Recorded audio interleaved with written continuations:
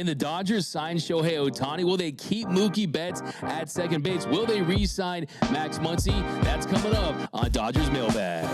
What up, Dodgers Nation? D-Mac here. You can follow me on Twitter and Instagram at DMac_LA. And welcome to a new show, our newest show, and it is a Dodgers Nation Mailbag episode. And if you want to be a part of future episodes, you can ask questions on Twitter, on YouTube. You can also submit videos. We're taking video submissions, so definitely be a part of our next episode. And let us know down below in the comment section. Do you want to see the Dodgers go after Shohei Ohtani? What other teams are you fearing might go after him as well? Let us know down below. And for our latest Dodgers news, head over to DodgersNation.com. And our first ever question comes from @LieRock over on Twitter. Okay, you got Shohei Ohtani as your profile pick. I'm assuming it's about Ohtani, and it is. Your question is, besides the Dodgers, what teams are most likely to get Ohtani? Now, there's definitely some suitors out there that are going to be teams the Dodgers are going to want to look out for. Definitely going to be teams out there that are going to be willing to give him $500 to $600 million. Teams like the Mets, teams like the Yankees, possibly some of the West Coast teams and the Mariners. The Giants, I think, though, is the one that you have to fear. I said it a few months ago, and I still believe it to be true. The Giants are a team that is waiting in the wings for Shohei Ohtani. One, you look at that stadium. That makes a lot of sense for him as a pitcher. It makes a lot of sense for him as a hitter. And also what happened last season, what happened last free agency, the Giants weren't able to get Aaron Judge. They were willing to pay him $360 million. They did finish second behind the Yankees as far as teams he was going to go to, and they also were trying to sign Carlos Correa. They ended up getting none of those players. So if you look at the Giants, they're a team that I fear. They're a team that I think is going to be in the mix for Shohei Ohtani. They need a superstar, and I think the biggest factor for Ohtani is he wants to win. He wants to go to a franchise that has a proven track record of winning. Say what you want about the San Francisco Giants. They have been a winner in the past. They have won multiple World Series in the modern era. Also, you got Farhan Zaidi. He knows how to put wins together without big budget talent. So they could sell him on the fact that he's the missing piece up in San Francisco. The Angels, if they don't trade him, if they keep him in Anaheim, which by the way would be a terrible decision. Imagine losing the best player of a generation, one of the best players in the history of the game, and all you're getting is a compensation pick. That sounds very Artie Moreno to me. But hey, who knows? Maybe his loyalty lies with the Angels. Maybe he sees Perry Manayasin in an organization that's committed to adding pitching, and he gives them an opportunity. Then there's the San Diego Padres that have been spending a ton of money. Look at the money they were spending last year for Xander Bogaerts. They want to win desperately in San Diego. Right now, that trophy case is empty. We know the ties in San Diego with Japanese players. So yeah, I definitely would fear all the West Coast teams. Then you're talking about the East Coast big budget teams, the Stephen Cohens of the world, the Yankees of the world. But I think the Dodgers, they have as good of a chance as anyone. Now, our next question here also involves Shohei Ohtani. That's from Mr. Alchemist, who says, can the Dodgers afford Ohtani? Now, can the Dodgers afford Ohtani? The answer, in short, absolutely yes. The Dodgers are a team that prints money. They're a team that made $581 million in revenue last year. That was second behind the New York Yankees. You're talking about one of the richest franchises, not just in Major League Baseball, but in all of sports. So can they afford Ohtani? There's no question about it. And you also have to look at the fact that, yes, you're buying Ohtani, right? You're getting his services. You are going to have to pay him $500+ million, but this is the one guy that could be seen as an investment. This is the one guy that is going to fill the seats, that's going to sell sponsorship deals, that's going to sell jerseys. This is a transcendent player that's going to have an impact on the cash register. And also, let's not forget the ultimate goal. The ultimate goal is to win the World Series. So let's say the Dodgers miraculously get Shohei Ohtani and they win a World Series, then you're looking at making bank that way. So yeah, can they afford him? There's no question about it. Now, if you look at this Dodgers payroll, they only have $109 million committed to salaries in 2024. They don't have a lot of long-term deals. You have Mookie Betts, who has a lot of deferred money on that contract, the 12-year, $365 million deal. You still have Chris Taylor on the books. He's not going to be here for very much longer. You still have Freddie Freeman on the 6-year, $162 million contract. But outside of that, none of these big starting pitchers are locked up long-term. You don't have Julio Urias, Walker Buehler, Clayton Kershaw locked up long-term. I mean, you have some smaller deals, the Miguel Rojas of the world, the Austin Barnes of the world. Yeah, those guys are on the books. But outside of that, this has been the angle for the Dodgers for quite some time. They have been angling for Shohei Ohtani, not just this last offseason, but years before that, because they knew when he was going to be a free agent, and there's a reason why they were radio silent this offseason. There's a reason why they only signed one-year deals. They signed a one-year $10 million deal to JD Martinez. They signed Noah Syndergaard to that $13 million deal on a one-year deal, but not very many big moves, and that's because they wanted to maintain that financial flexibility. So, yeah, for sure. I mean, this is one of the richest organizations. That's like asking if Steve Ballmer can buy an NBA team. Of course he can afford it. The only thing is, there's going to be some other suitors out there,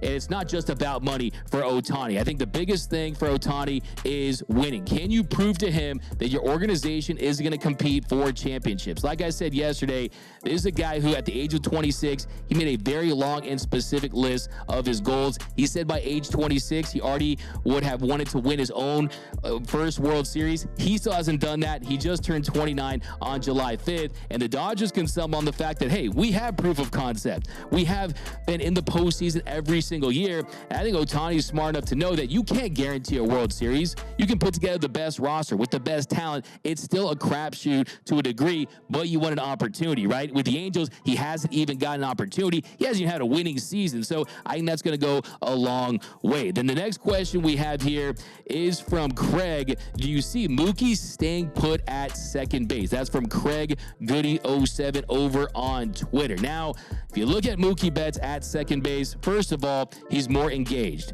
He likes it. He likes being on the dirt. He's talked about how it eliminates some of the wear and tear of playing right field, where he's a 6-time Gold Glove Award winner, because you're not running around as much. And if you look at his numbers at the plate offensively, they're fantastic with him playing second base. But the big question that I think a lot of people have is, how is he doing defensively? Because sometimes you look at defensive metrics, sometimes you see highlight plays, but it doesn't tell the whole story. But if you look at Mookie Betts, when it comes to defensive run saves, he has 5 defensive run saved. That is currently 8th in Major League Baseball for second baseman with a minimum of 100 innings. So that tells you that defensively he can't get it done. Only question is, how does the Dodgers lineup look? So as long as it's against right-handed pitching, hey, the Dodgers' best lineup right now is Hayward, Peralta, Outman in the outfield, and having Mookie Betts at second base. So whether or not he stays there full time, I still think that they realize and they value the defense he provides in right field. And let's be honest, Freddie Freeman's a Gold Glove Award winner. Miguel Rojas is really good at the shortstop position, but their best defender is still Mookie Betts in right field. And you don't want to lose that advantage, especially in the postseason. We see the hose he has, the way he can gun down guys, and the way he can throw guys out at their base and at the plate. So that's definitely a value, but I think it comes down to, what does Mookie want to do? His communication with Dave Roberts and his organization, and if they think that that can keep him fresher and healthier, maybe he does stay at second base. And also, one more factor to consider is, what do they do at third base? Do they go out there and add someone to play third base, because Max Muncy has had his struggles at the hot corner? Do you go out there and get the guy? I'm looking at Jeimer Candelario on the Washington Nationals, a guy that's been one of the best defensive third basemen in the league, has a 121 weighted runs created plus. So offensively, his bat has been 21% better than league average. And also, importantly to this Dodgers team, his contract is expiring after this season. You're not tied to him for multiple years. If you want to swing really big, you go out there and get a Nolan Arenado, where he has $109 million left on his deal. Yes, it's feasible. Yes, there's a world where you could have Arenado and Shohei Ohtani, and it's not like he's signed for 10 or 15 years. There could still be some value in play if you were to trade for Arenado, who in my opinion is the best defensive third baseman this game has ever seen. Well, if you make one of those moves, then the move is to move Max Muncy back to second base, a place where he's been more successful defensively, a position that he likes the reads off the bat, a little more comfortable there. Or if Max Muncy continues to struggle at the plate, which hopefully he snaps out of it because he always does, then you move off of him and you try someone else at that second base position. Does the bat that you add at the deadline play infield? So they go out there and you get a Tim Anderson or another bat that could play the infield. Is that position going to be occupied? So there's a lot of factors there. And don't forget about Miguel Vargas, who had a 4-hit game last night. So that's not out of the question either. But I think for the most part, you're still going to see Mookie Betts at second base, especially against right-handed pitchers. And That's really going to be the move from here on out. And our next question is from Mo Lopez, who says, do the Dodgers trade Cartaya or stick with rushing? Please, fingers crossed. Well, at the moment, I think unless there's a trade that makes sense out there, I anticipate they keep them both at the moment because Dalton Rushing, he's been fantastic. He's the guy that surged up the Dodgers prospects list. He's a guy that looks like he's a major league caliber starting catcher in his career. That's definitely in the cards for him. And Diego Cartaya, though, let's not forget, he's the organization's top prospect. And it's not because of what he can do defensively. It's what he can do with his stick in the box. This guy has the potential to be one of the best power hitting catchers in the game. Yes, he hasn't had his best year. Yes, he's had his issues at the plate, but do you really want to trade your number one prospect when his value isn't at his highest? You don't want to trade him for pennies on the dollar. You want to maximize that value, and trading Cartaya right now doesn't make a whole lot of sense unless it's for a premier player at a premium position that's under team control for multiple seasons. If it's for a Nolan Arenado, if it's for a Dylan Cease, if it's for someone that has a big trade package with multiple players coming in return, I think getting back to the Arenado trade, part of the deal with him is you wouldn't have to part ways with some of your big prospects if it's just for Arenado because you are absorbing that salary. But let's say you want to package a deal with Nolan Arenado and Flaherty or Montgomery or Hicks or Edmonds, some of these other Cardinals players that could help this Dodgers team and they could be available. Then I say, yeah, maybe you do include Diego Cartaya because look, you look at this organization, what they did in 2021. They traded away their number one and number two prospects, catcher Keibert Ruiz and starting pitcher Josiah Gray for Max Scherzer and Trey Turner. So in my opinion, there's no such thing as an untouchable prospect. It's just who are you getting in return? Who are you going to get from another organization that has team control that is a superstar? So at the moment, I would say no, but I think one more thing to consider is Will Smith. Will Smith is under team control until 2025. This is not an organization that goes out there and gives out extensions. This isn't the Atlanta Braves or the San Diego Padres. They're most likely going to let Will Smith get to the end of arbitration, and we'll see what happens next. We'll see if they give him an opportunity to play third base, which I don't think is as insane of an idea as some people might think. So there's that as well. But look, it's a good problem to have. The Dodgers have a lot of quality catchers in their organization, but I just don't think they're going to trade Diego Cartaya unless it's for a superstar type of player, a star player that they think can be a missing piece in a World Series winning team. And our next question comes from Dodgers and Dunbells, and he submitted his question via video. Let's hear the question. What up, D-Mac? My question is, who in this trade deadline is absolutely untouchable? There's no way we would trade them under any circumstance. I think almost everyone is really up for grabs at this point. Not named Mookie Betts and Freddie Freeman and Will Smith.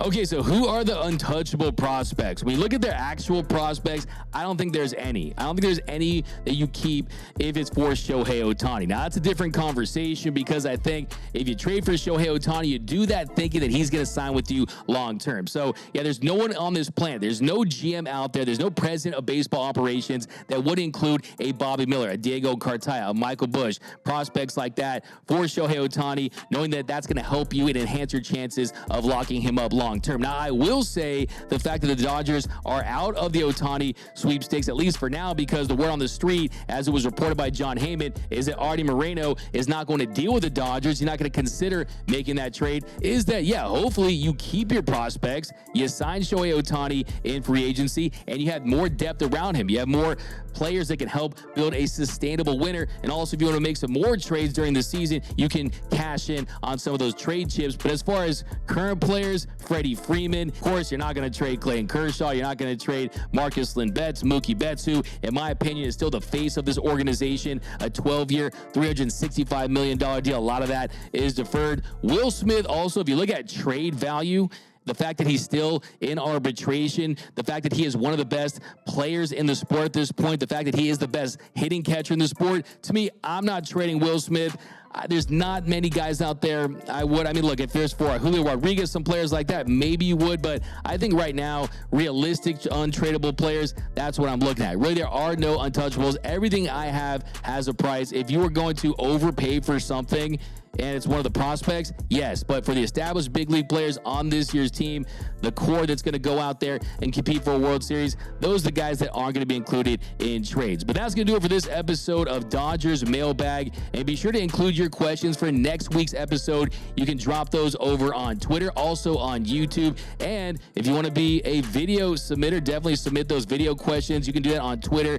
You can DM me at DMAC_LA, and we'll get your video questions in for the next episode. My name is Doug McCain. You can follow me on Twitter and Instagram at DMAC_LA. For all things Dodger baseball all season long, be sure to hit that subscribe button, hit that notification bell, and if you want to see us post even more Dodgers content, smash that like button. And until next time, think blue, bleed blue, and I'm out.